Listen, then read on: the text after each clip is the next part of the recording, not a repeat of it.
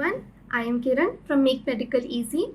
I am a final year MBBS student and today we'll be studying all about amniotic fluid and its disorders. So let's get started. Now first of all we'll study about the source and circulation. Amniotic fluid has both fetal and maternal origin. As you can see from the maternal circulation, the amniotic epithelium secretes the amniotic fluid. From the fetal circulation, you will see the fetal skin and fetal urine contribute to the amniotic fluid. Now, some amount of amniotic fluid is swallowed by the fetus and some amount is exchanged with the lung fluid. Fetal urine contributes about 600 to 1200 ml. The fetal urine production starts at 12 weeks. Fetal skin, its keratinization begins at 22 to 25 weeks and swallowing by the fetus is about 400 to 700 ml. The volume of the amniotic fluid is a very important indicator. It is related to weeks. You can see the volume of the amniotic fluid is 50 ml. At 20 weeks, it is 400 ml. The peak of amniotic fluid is 1 liter, which is at 36 to 38 weeks. After that, it diminishes and at term, it is about 600 to 800 ml. At 43 weeks, that is post-maturity, it is reduced further to about 200 ml.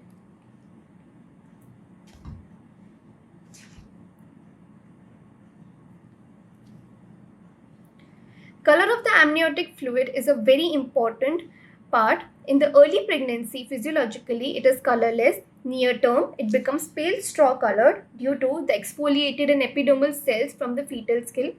Abnormal amniotic fluid colors.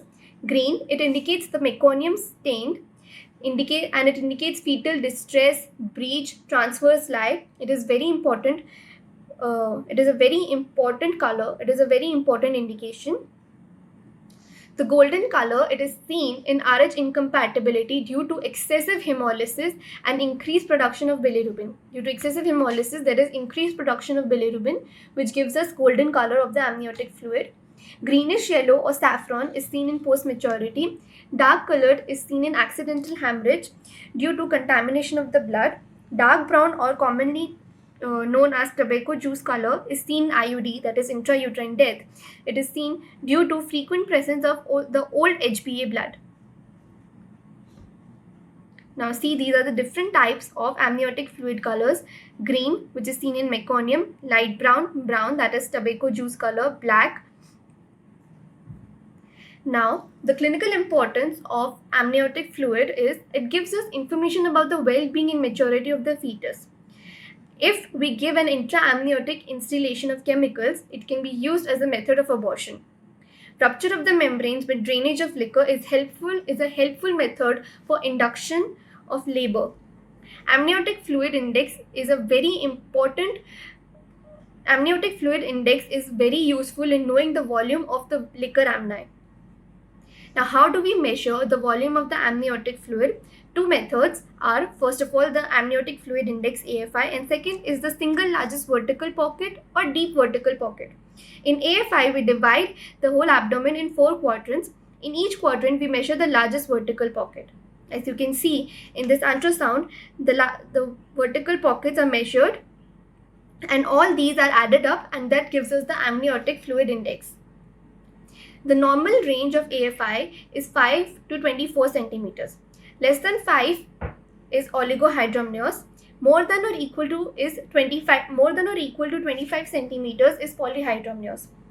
Deep vertical pocket or DVP. In this method, we measure only a single largest vertical pocket in the whole uterine cavity.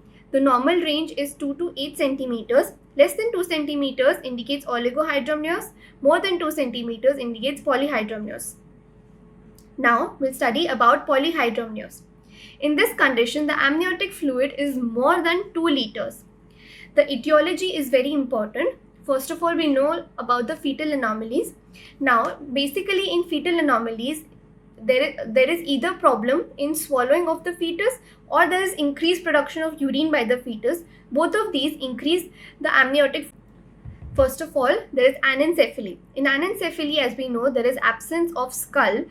In this condition, there is increased transudation because of the exposed meninges.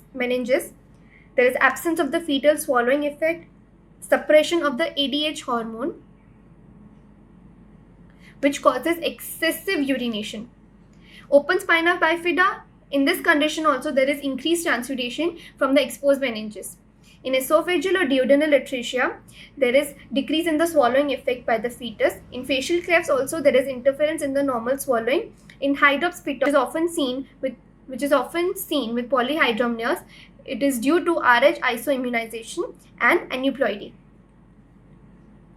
See, in this ultrasound, you can see there is increase in the length of the vertical pocket, and as you can see, the total AFI is about 32.34 centimeters. So this is an ultrasound of the polyhydramnios. The placental conditions are chorioangioma of the placenta.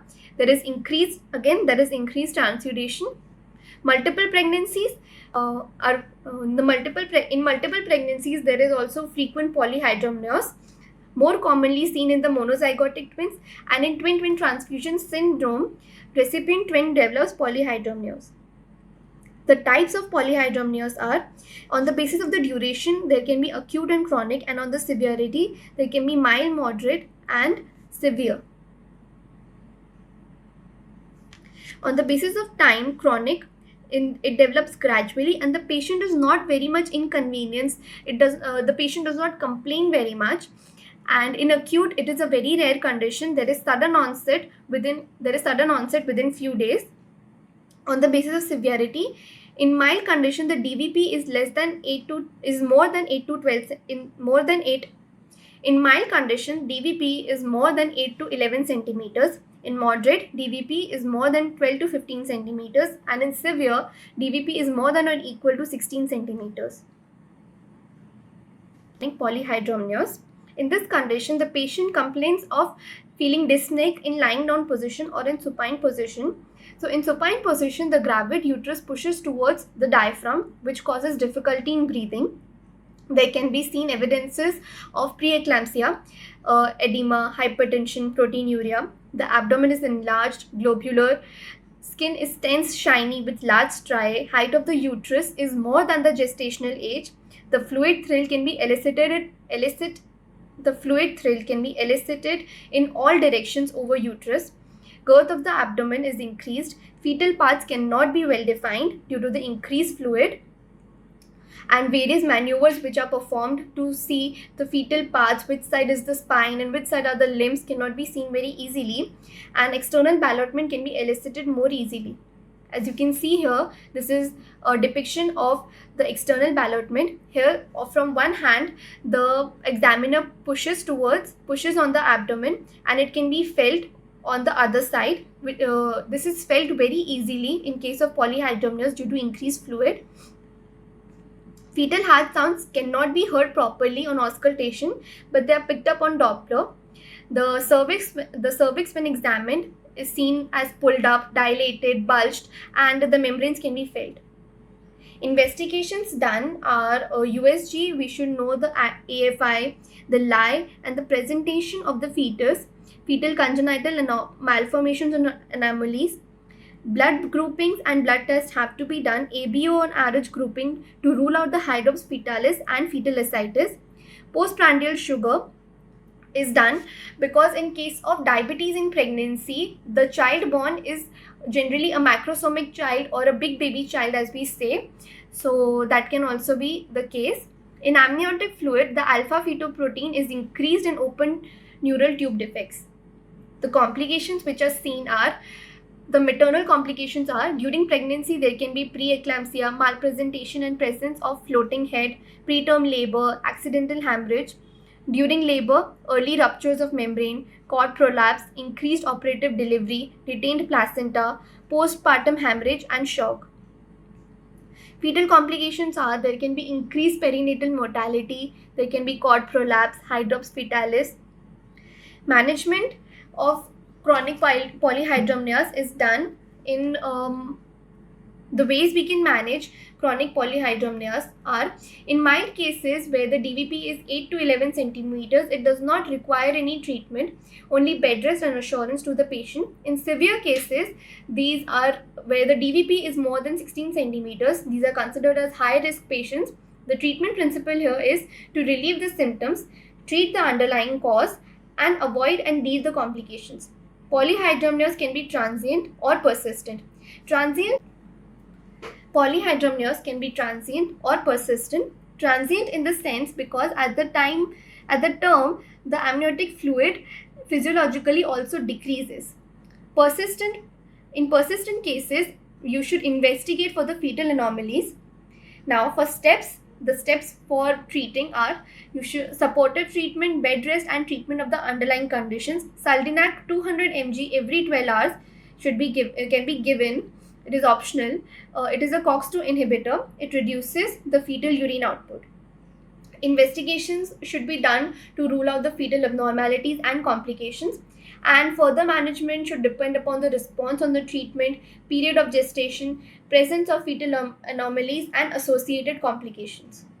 Now, in uncomplicated cases where there are no fetal abnormalities, in cases the pregnancy which is less than 37 weeks, amniocentesis can be done to reduce the fetal distress and increase the duration of pregnancy. In pregnancy which is more than 37 weeks, induction of labor can be done. This is an image depicting the amniocentesis. This needle is used to drain the amniotic fluid, and then it is centrifuged, and biochemical analysis and DNA and chromosome analysis are done. The procedure for amniocentesis is for drainage of a good amount of liquor, a stabilizing oxytocin infusion is start. Oxytocin causes physiological contractions, and this causes low rupture of membranes when lye becomes stable and presenting part gets fixed to the pelvis.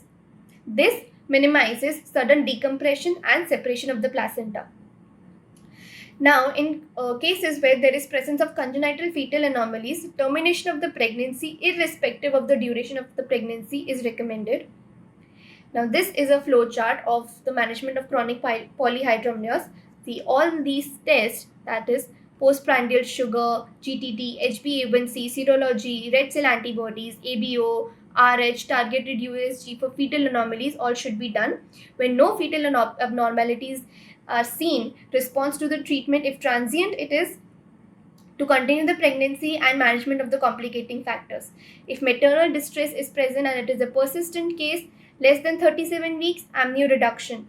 Pregnancy 38 weeks, there is stabilizing oxytocin, drip, and we can do delivery.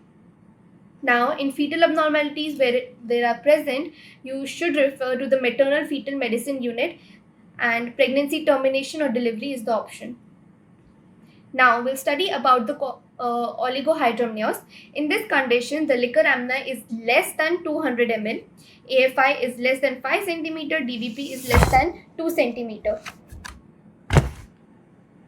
The etiology is there is decreased urine output by the fetus, or there is increased swallowing effect. Now, chromosomal or structural anomalies can cause oligohydramnios. Renal agenesis and obstructed uropathy both decrease the fetal urine output. Spontaneous rupture of membrane, infections, drugs like ACE inhibitors and prostaglandin inhibitors, post-maturity, IUGR and amnionodosum.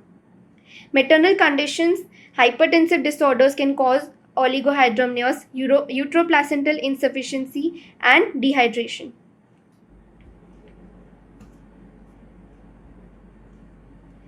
How can we diagnose the oligohydramnios?